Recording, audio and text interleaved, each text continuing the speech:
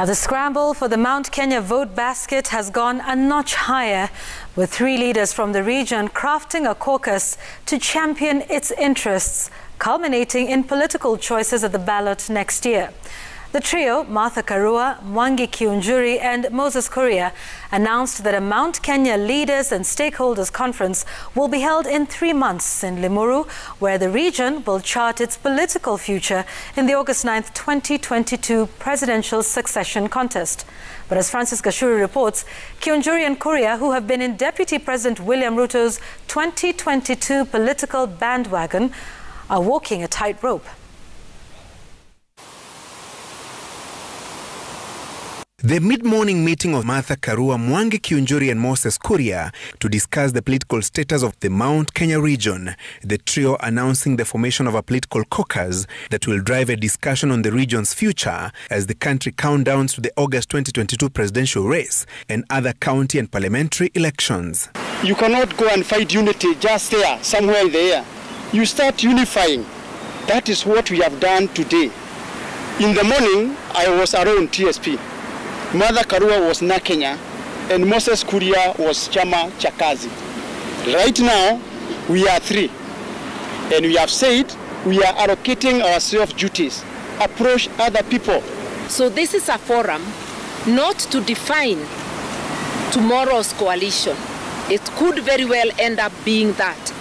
But it is a forum for unity of purpose on issues affecting our region and affecting the nation. The Mount Kenya vote basket has been on the radar of political players eyeing the presidency next year. With President Uhuru Kenyatta's exit at the lapse of his 2 5-year terms, the scramble for the mountain's vote is on.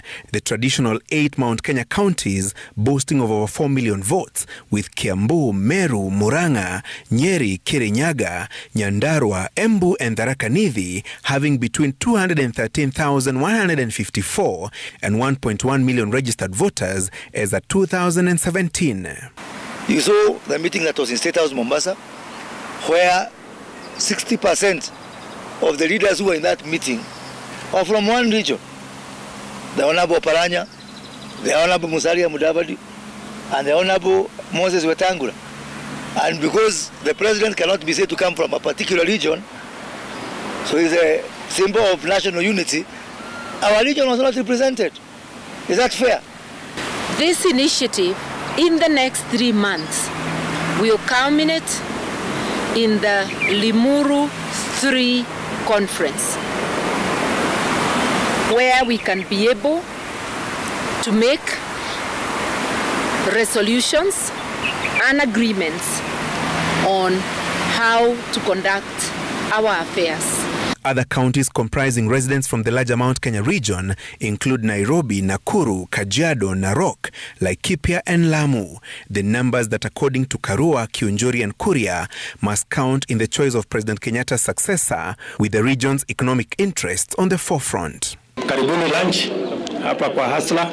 Kiunjuri and Kuria have been in Deputy President William Ruto's political corner in his 2022 State House bid. They were, however, a no-show last week when Ruto hosted a meeting of members of parliament and politicians allied to the United Democratic Alliance UDA on whose ticket he will seek the presidency next year. Murmurs of a fallout growing louder by the day. That was clearly a meeting of the United Democratic Alliance, for which I was not invited. Because clearly I'm a member of, or I'm affiliated with Chama Chakazi.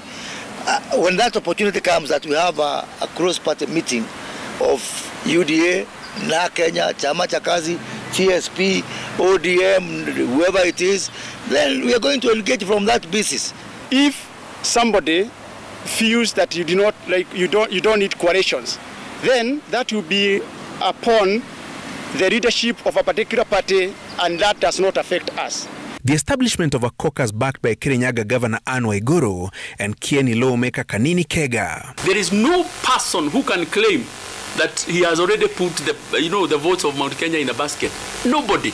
Because as a community, we have a very regimental way of doing things. Before we embark on any major decision, this region needs to speak in one voice. This region needs to put their voting bloc together to be able to negotiate for the interests of our people. And we're very happy. President Kenyatta, on the other hand, has been meeting former NASA leaders with talk of his preference for ODM leader Raila Odinga to succeed him, gaining currency. Francis Gashuri, Citizen TV.